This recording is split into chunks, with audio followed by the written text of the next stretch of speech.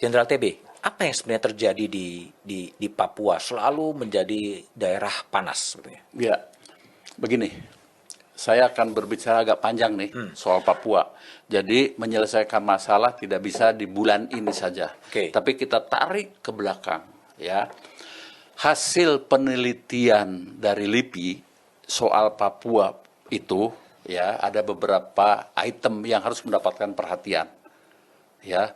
Menggejolaknya Papua itu kan produk dari dulu, di era dulu, ya, begitu, ya.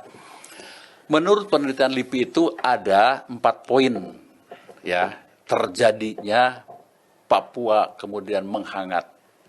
Ya, yang pertama itu adanya, ya, diskriminasi dan marginalisasi terhadap masyarakat adat di sana. Itu yang pertama. Kemudian yang kedua ada persepsi yang kemudian berbeda soal PEPRA, penentuan pendapat rakyat.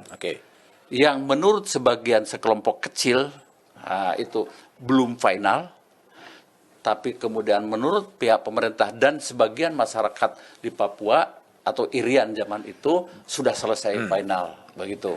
Itu yang kedua. Yang ketiga itu ada trauma. Karena di sana, ya, di era Orde Baru itu saja mungkin lebih dari 11 kali ada operasi militer.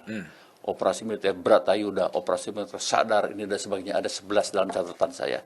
Ada trauma terhadap operasi militer. Dan yang terakhir, gagalnya Otsus.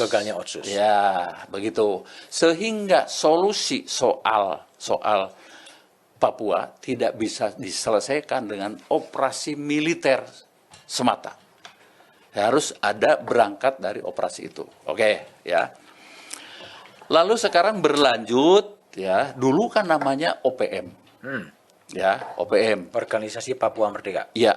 Kemudian dirubah oleh pemerintah itu menjadi KKB, kelompok kriminal bersenjata. Sehingga ketika narasinya kelompok kriminal bersenjata, tentara hanya membantu polisi. Polisi di depan. Kemudian tahun 2021 dirubah lagi, ya, menjadi yang namanya teroris. Begitu. Separatis teroris. Ya, begitu. Sehingga juga solusinya diharapkan oleh penegakan hukum. Begitu, ya. Mari kita lihat, adakah pemerintah memiliki grand design penyelesaian solusi Papua? Belum ada. Saya acuannya harus undang-undang, ya. Ya. Operasi militer dilakukan itu hanya menggunakan 2 pendekatan. Satu, undang-undang nomor 34 tahun 2004 tentang TNI. Lalu dalam pasal 7 itu, ya, operasi ada 2. Operasi militer perang, operasi militer selain perang.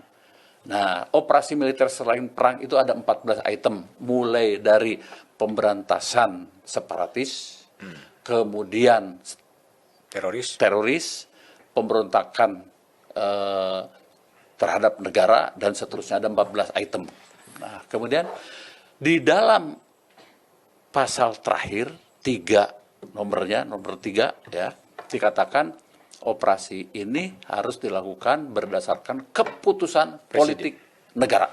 Keputusan politik negara itu seperti apa? Menurut Mahkamah Konstitusi adalah Presiden menyampaikan paparannya kepada DPR tentang rencana operasi itu, dan kemudian setelah itu DPR memberikan persetujuan dan kemudian menyampaikan besaran anggarannya dalam durasinya berapa.